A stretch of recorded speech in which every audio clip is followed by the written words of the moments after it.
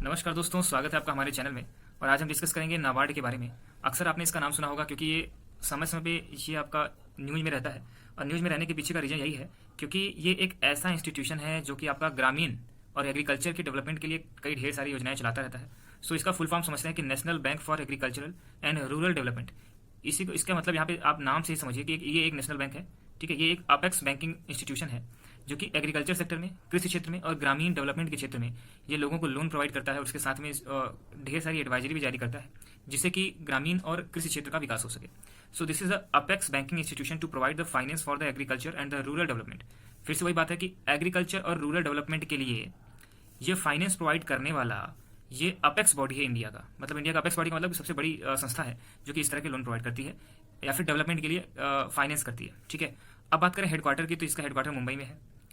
और इसमें जो शेयर थे वो आपका आरबीआई और गवर्नमेंट ऑफ इंडिया के दोनों के थे। स्टार्टिंग में जब स्टार्ट हुआ था तो आरबीआई का शेयर ज़्यादा था, ठीक है, गवर्नमेंट ऑफ इंडिया का कम था, लेकिन धीरे धीरे आरबीआई ने अपने शेयर बेच करके गवर्नमेंट ऑफ इंडिया को देना शुरू कर दिया। ठीक है, अब बात करते हैं कि रिस्पॉन्सिबल जो है ये किस किस बात के लिए रिस्पॉन्सिबल है। For the development of the small industries, cottage industries, village and rural projects. कहने का मतलब है कि ये जो है रिस्पॉन्सिबल है क्योंकि पहले क्या होता था कि जब आपका नाबार्ड नहीं बना था उसके पहले एग्रीकल्चर या फिर ग्रामीण चीज़ों के लिए भी जो आपका फाइनेंस प्रोवाइड करता था वो आरबीआई ही करता था। लेकिन जब ये नाबार्ड बन गया तो यही अपेक्स संस्था हो गई, सबसे बड़ी संस्था हो गई जो कि आपका स्मॉल इंडस्ट्रीज को देखती थी, उनके रेगुलेशन को बनाती थी और उनको फाइनेंस प्रोवाइड करती थी। किसी को भी कोई इंडस्ट्री खोलनी है, चाहे स्मॉल हो चाहे कॉटेज इंडस्ट्री हो, तो फाइनेंस कहाँ से प्रोवाइड करती थी? नाबार्ड ही करती थी। ठीक है, अब इसकी बात करते हैं कि क्योंकि नाबार्ड जो होता है ना वो आपका कॉमर्स बैंक जो होते हैं जो कि आपका ग्रामीण क्षेत्र में काम करते हैं उन पर रेगुलेट करती है, उन पे कहती है कि आप किसानों को हो चाहे आपका मजदूर हो उनको आप लोन प्रोवाइड कराओ ताकि वे एक छोटी मोटी इंडस्ट्री खोल सकें। ठीक है, चाहे वो विलेज की बात हो या रूरल प्रोजेक्ट की बात हो, कोई प्रोजेक्ट बन रहा है, नहर बन रही है या फिर कोई तालाब वगैरह बनाए जाने की संभावना है किसी क्षेत्र में, तो उसके लिए भी प्रोजेक्ट जो चलते हैं उसके लिए भी ये फाइनेंस करती है।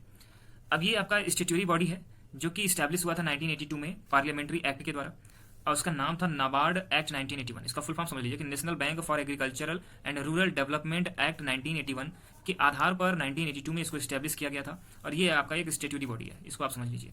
अब बात करते हैं कि इस पर्टिकुलर जो बॉडी की बात हमने की है उसका फंक्शन क्या है।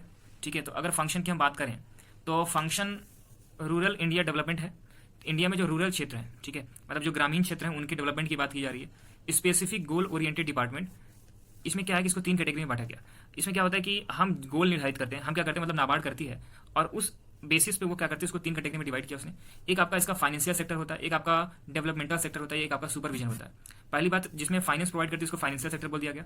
दूसरा आपका जिसमें डेवलपमेंट के प्रोग्राम रहते हैं उनके लिए बात की जाती है। तीसरा आपका सुपरविजन करने के लिए भी करती है क्योंकि इसके भी कुछ छोटी छोटी संस्थाएं हैं जो कि नाबार्ड के अंतर्गत काम करती हैं, उसको आपको सब्सिडियरी संस्था बोलते हैं, तो उनको भी आपका ये सुपरवाइज करता है। इसके बाद आपका ये प्रोवाइड रीफाइनेंस सपोर्ट, ये आपका फाइनेंस के बाद भी रीफाइनेंस मतलब क्या होता है पता है कि अगर किसी भी स्मॉल पीरियड के लिए आप लोन ले रहे हो, कम पीरियड के लिए, जैसे 3 महीने के लिए ले रहे हो, 9 महीने के लिए ले रहे हो, तो उसको रीफाइनेंस बोलते हैं। तो इस तरह के सपोर्ट भी प्रोवाइड करता है और डिस्ट्रिक्ट लेवल पे क्रेडिट प्लान करता है। ठीक है, इसमें समय समय पे ऐसी कमेटी बनी है जो जिन्होंने बताया है कि भैया हमें डिस्ट्रिक्ट लेवल पे जाकर के कुछ प्लान, क्रेडिट प्लान बनाने की जरूरत है, तो उन कमेटी के अनुशंसा के बेसिस पे कभी समय समय पे डिस्ट्रिक्ट लेवल पे भी क्रेडिट प्लान चलाए गए। और ये क्या करती है, supervise the cooperative bank and the regional rural bank. समझिए आरआरबी, चाहे आरआरबी हो चाहे आपका कोऑपरेटिव बैंक हो, तो कोऑपरेटिव बैंक और आपका आरआरबी रीजनल रूरल बैंक, इन दोनों को सुपरवाइज कौन करता है? नाबार्ड करती है। नाबार्ड, आपने कभी सुना है कि नाबार्ड जाकर के किसी को खाता खुलवा रही है? तो ऐसा नहीं होता। एक्चुअली ये काम किसको सौंपती है? उस क्षेत्र में काम करने वाले कोऑपरेटिव बैंक्स को या फिर रीजनल रूरल बैंक जो होते हैं उनको करती है। उनकी मदद से उनको सुपरवाइज करते हुए ये आपका ग्रामीण विकास करती है और एग्रीकल्चर सेक्टर में लोन प्रोवाइड करती है, फाइनेंस करती है। Integrate the core banking solution, और ये विश्वास किस पे करती है? कोर बैंकिंग सोल्यूशन पे विश्वास करती है।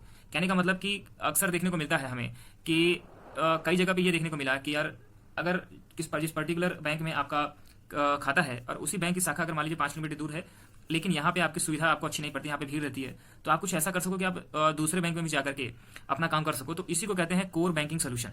इसको सीबीएस के नाम से जानते हैं। तो जो कोर बैंकिंग सोल्यूशन होता है वो आपका नेटवर्किंग ऑफ ब्रांचेस होता है। मतलब जैसे मान लीजिए मैं एक बैंक की बात करूँ, पीएनबी की, ठीक है, तो ये ग्रामीण क्षेत्रों में ये बैंक पॉपुलर है फिलहाल।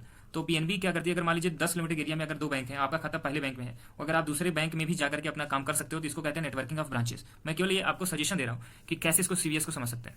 ठीक है, और किसी भी बैंक के ब्रांच से जाकर के आप सर्विस ले सकते हो, मतलब उसी बैंक के दूसरे ब्रांच से भी सर्विस लिया जा सकता है। तो इस मेथोलॉजी को नेटवर्किंग ऑफ ब्रांचेस कहते हैं।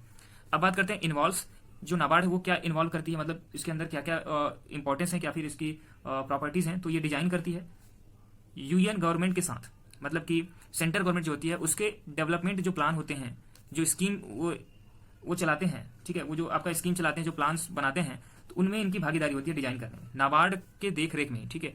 नाबार्ड के देख रेख में ही आपका कोई भी ग्रामीण डेवलपमेंट का कोई स्कीम चलाई जाती है, उनका सजेशन लिया जाता है, तभी उनको इंप्लीमेंट किया जा सकता है। समझ में आया क्या? अब बात करते हैं लास्ट में कि provide the training handicraft artisans for the selling these articles by the market platform. अब ये क्या करते हैं कि एक आपने नाम सुना होगा मार्केट माइक्रो फाइनेंसिंग की, ठीक है। तो माइक्रो फाइनेंसिंग क्या करता है कि ये लोगों को लोन भी देता है और कैसे बिजनेस करना है उसका आइडिया भी, उसकी ट्रेनिंग भी प्रोवाइड कराता है। तो इसमें सबसे बड़ी बात यही होती है। तो आप समझिएगा कि जैसे कि मैंने यहाँ पे एग्जांपल लिया कि हैंडीक्राफ्ट आर्टिशन जो हैं उनको ये क्या करता है, पहले ट्रेनिंग प्रोवाइड कराया, खुद नहीं करता है लेकिन ये आप अपनी संस्थाओं से कराता है जरूर, ठीक है। इसके अंतर्गत जो संस्थाएं आती हैं for the selling these articles by the market platform, और उनको ये भी बताता है कि मार्केटिंग भी सिखाता है, मतलब कि मार्केट में के प्लेटफॉर्म में जाकर के कैसे इसको सेल करना है, अपने सामान को, अपने आर्टिकल को, ये भी तरीका बताता है। इसके साथ साथ जो नाबार्ड है वो आपका इंटरनेशनल जो आपका इस तरह के काम करने वाली बॉडीज हैं उनके भी टच में रहता है, जैसे कि आपका वर्ल्ड बैंक के से रिलेटेड जो भी सब्सिडी बॉडी है उनके टच में रहता है, जिससे कि ये न्यू ग्राउंड फील्ड प्लान बना सके। क्योंकि कभी कभी ऐसा होता है कि कोई बड़ी बॉडी इस तरह के प्लान भी आपको बता दे जो जहां पे आपकी नजर ना पहुंच रही हो, तो उनका भी सजेशन लिया जाता है, उनका भी पार्टनरशिप रखा जाता है, ठीक है। अगर हिस्ट्री की बात करें कि नाबार्ड की हिस्ट्री कैसे शुरू होती है, तो समझिएगा कि नाबार्ड के शुरू होने के पहले का रीजन क्या है। तो आरबीआई ने 1979 में कॉन्स्टिट्यूट अ कमेटी, उसने एक कमेटी बनाई, a committee to review the arrangement for institutional credit for the agriculture and the rural development under the chairperson former member of planning commission Shri B Sivaraman, ठीक है। तो इस नाम को, बी शिवरमन के नाम को जरूर जाने, ये आपका farmer member of planning commission भी रह चुके थे। तो 1979 में एक इस तरह की बॉडी बनाई गई, ठीक है, इस तरह की एक कमेटी बनाई गई जिसको केवल इसलिए बनाई गई कि हम तुलना कर सकें या फिर हम कंपेयर कर सकें कि हमें एग्रीकल्चर फील्ड में या फिर आपका रूरल फील्ड में कैसे डेवलपमेंट करना है, उसके लिए कोई सजेशन दिया जा सके। तो इस कमेटी ने अपना, जो कि जिसके चेयरमैन आपके शिवरमन जी थे, तो इस कमेटी ने अपनी रिपोर्ट बनाई और कमेटी ने रिपोर्ट 1979 में जब पब्लिश की, बताया, तो उसमें यह था कि उन्होंने एक नीड जताई, मतलब उन्होंने कहा कि यार एक नीड है अ न्यू ऑर्गेनाइजेशनल डिवाइस की। तो एक ऐसा ऑर्गेनाइजेशन बनाया जाए जो कि केवल ओरिएंटेड हो, undivided attention and forceful direction, मतलब कि बिना किसी बाधा के वो अटेंशन कर सके और फोर्सफुल डायरेक्शन में वो आपका रूरल डेवलपमेंट कर सके, मतलब ग्रामीण क्षेत्रों के लिए डेडिकेटेड एक संस्था की जरूरत है। ये आपका उस कमेटी ने बताया, जिसके चेयरमैन शिवरमन जी थे, जो कि 1979 में आरबीआई के द्वारा गठित की गई थी, और ये आपका रूरल डेवलपमेंट और एग्रीकल्चरल डेवलपमेंट की बात कर रहे थे, ठीक है। सो इनकी बात को माना भी गया और उसी की वजह से आपका resulted in foundation of NABARD 1982, और इसी का परिणाम रहा कि 1982 में आपका नाबार्ड बना दिया गया, ठीक है। So initial paid up capital जो था, क्योंकि आप जानते हो कि किसी भी बैंकिंग संस्था को चलाने के लिए कुछ पैसे चाहिए, हवा में बात करने से काम तो होने वाला है नहीं। तो इसी को मद्देनजर रखते हुए उन्होंने क्या किया कि 100 करोड़ रुपए का जो फंड था वो आपका जनरेट किया, ठीक है। तो ये माना गया, फिलहाल तो आरबीआई ने उसमें पैसे ज्यादा दिए थे, लेकिन ये मान के चला गया कि 50-50% जो शेयर है वो गवर्नमेंट ऑफ इंडिया और आरबीआई रखेगी। वो अलग बात है कि बाद में जो गवर्नमेंट ऑफ इंडिया थी उसने शेयर खरीदना शुरू किया आरबीआई से, और आरबीआई का शेयर कम होते होते काफी कम रह गया, ठीक है। तो ये एक अलग मुद्दा है, लेकिन अभी हम फोकस करते हैं कि नाबार्ड काम कैसे करता है। आप सुनिएगा ध्यान से। अगर 2018 तक की बात की जाए तो आप समझिएगा, मैं पेड अप कैपिटल की बात कर रहा हूँ। ऐसा नहीं है कि ये कंप्लीट उसकी बॉडी की परफॉर्मेंस है, हो सकता है इससे ज्यादा पैसे भी नाबार्ड के पास हों, क्योंकि लोग जब फंडिंग करता है किसी प्रोजेक्ट में तो ये भी हो सकता है कि उसके पास रिटर्न आता हो, ठीक है, और लोगों का भी सपोर्ट मिलता हो, आपका इंटरनेशनल जो आपकी बॉडीज हैं उनका सपोर्ट मिलता हो। तो मैं बात कर रहा हूँ 31 मार्च 2018 तक पे इसकी जो आपका पेड अप कैपिटल थी वो आपका 10,580 करोड़ थी, ठीक है, 10,580 करोड़ थी। अब बात करते हैं कि जो आरबीआई है was apex body before the NABARD, rural economic development के लिए और क्रेडिट फैसिलिटी देने के लिए, ठीक है, पैसे देने के लिए, रूरल इकोनॉमी को स्ट्रेंथन करने के लिए नाबार्ड से पहले जो संस्था थी, अपेक्स संस्था, सबसे बड़ी संस्था इंडिया में थी, वो आपका आरबीआई खुद थी। लेकिन उसके पास काम का लोड इतना ज्यादा था कि उसने कहा कि क्यों ना एक अलग से उसी को डेडिकेटेड, मतलब रूरल एंड एग्रीकल्चर इकोनॉमी को स्ट्रेंथन करने वाली और उसी के लिए डेडिकेटेड एक संस्था बनाई जाए। और उसी कमेटी के अनुसार 1982 में आपका 12 जुलाई 1982 में संस्था भी बना दी गई। अब बात करते हैं N apex development financial institution of India, और आज के डेट में ये आपका डेवलपमेंट के लिए, ग्रामीण डेवलपमेंट के लिए फाइनेंशियल इंस्टीट्यूशन वाइज इंडिया का सबसे बड़ी संस्था है। किसकी बात की जा रही है? नाबार्ड की बात की जा रही है। अब बात करते हैं कि ये कितने तरह के क्रेडिट प्रोवाइड करता है या फिर इसकी फंक्शन किस किस डायरेक्शन में जाती है। तो समझिएगा, ये एग्रीकल्चर क्रेडिट डिपार्टमेंट, इसमें एसीडी डिपार्टमेंट है। हुआ क्या, एक्चुअली आरबीआई के पास ढेर सारी संस्थाएं होती, छोटी छोटी संस्थाएं जो कि अलग अलग सेक्टर में काम करती हैं। तो जैसे एग्रीकल्चर क्रेडिट डिपार्टमेंट जो था, तो 3 डिपार्टमेंट ऐसे थे जिसको आरबीआई ने दे दिया, भैया कि नाबार्ड आप संभालो, ठीक है। तो उसमें पहला था कि एग्रीकल्चरल क्रेडिट डिपार्टमेंट जो था एसीडी, वो नाबार्ड को दे दिया गया आरबीआई के द्वारा।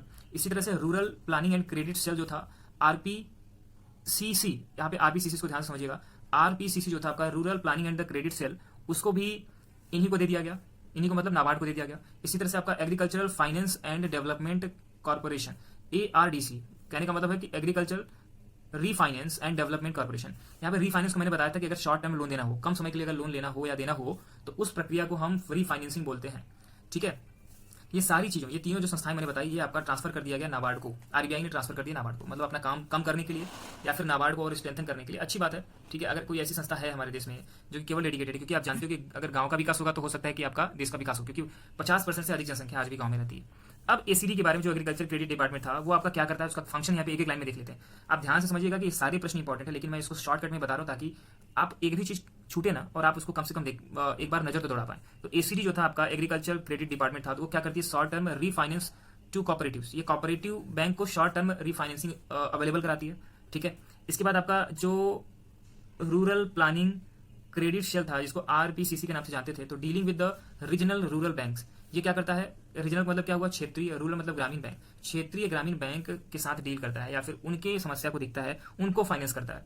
अब ARDC जो था, agriculture refinance and development corporation था, वो आपका सेटअप किया गया था 1963 में, और उसका नाम उसमें कुछ और था। ठीक है, एग्रीकल्चर रीफाइनेंस कॉर्पोरेशन नाम था, मतलब कि ARC के नाम से जाना जाता था। और ये जो ARDC, अब जो ARDC उसका नाम दिया गया है, तो ये जो ARDC है, सो हमने जो बात की कि इसको अब ARDC के नाम से जानते हैं, ये आपका मीडियम और लॉन्ग टर्म के क्रेडिट प्रोवाइड कराता है। मतलब यहाँ पे आपने तीनों संस्थाएं देखी, तीनों संस्थाओं का काम अलग अलग है। और जो आपका ARC जो था, हमने यहाँ पे बताया एग्रीकल्चर रूरल रीफाइनेंसिंग कॉर्पोरेशन था, उसका 1975 में नाम चेंज करके ARDC रख दिया गया था। ठीक है, ये भी पूछ सकता है आपसे।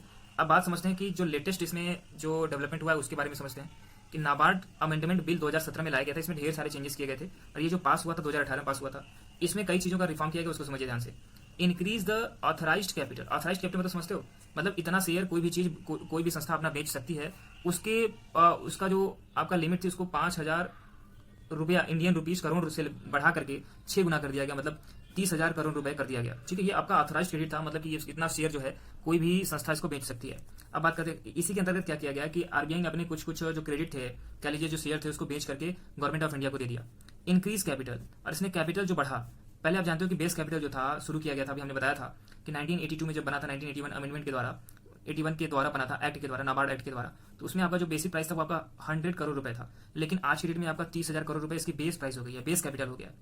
अब आप समझिएगा कि ये और किसको सपोर्ट करता है, नाबार्ड जो है, माइक्रो इंडस्ट्री या एंटरप्राइजेज हो या फिर स्मॉल इंडस्ट्री हो या फिर मीडियम एंटरप्राइजेज हो, इसको हम MSME के नाम से जानते हैं, micro small medium enterprises, MSME के नाम से जानते हैं। इसको भी ये फाइनेंस प्रोवाइड करता है। पहले ये 20 लाख करता था, लेकिन बाद में उसकी लिमिट बढ़ा करके 10 करोड़ कर दी गई for the any manufacturing industries. कोई स्मॉल इंडस्ट्री या मीडियम इंडस्ट्री या माइक्रो इंडस्ट्री अगर मैन्युफैक्चरिंग का काम करती है तो उसको 10 करोड़ तक का फाइनेंस दिया जा सकता है। ठीक है, ये मैक्सिमम लिमिट है। पहले क्या था, 20 लाख था, लेकिन इसको बढ़ा करके अब इतना हो गया।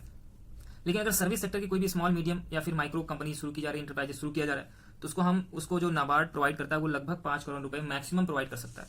ये आपका लेटेस्ट जो आपका बिल अमेंडमेंट बिल आया है नाबार्ड के लिए 2017, जिसको 18 में पास किया गया, उसमें ये बातें कही गई, तो ये आपको जानना चाहिए। अब आगे बढ़ते हैं, तो हम क्या करते हैं कि आज का वीडियो यहीं समाप्त करते हैं, क्योंकि थोड़ा नाबार्ड को मैं काफी डिटेल में बता रहा हूँ। ये आपका किसी भी, चाहे बैंकिंग का एग्जामिनेशन हो, चाहे आपका UPSC की तैयारी कर रहे हो, उसमें आपका ये फाइनेंस का सेक्टर आता है, किसी भी एग्जामिनेशन के लिए ये जो जानकारी मैं बता रहा हूँ सफिशियंट होगी। सो वीडियो में बने रहिए, अगला वीडियो जल्द आएगा और नाबार्ड पार्ट 2 के नाम से आएगा, उसमें हम इसके आगे पढ़ेंगे। तो देखते रहिए हमारे चैनल को। धन्यवाद।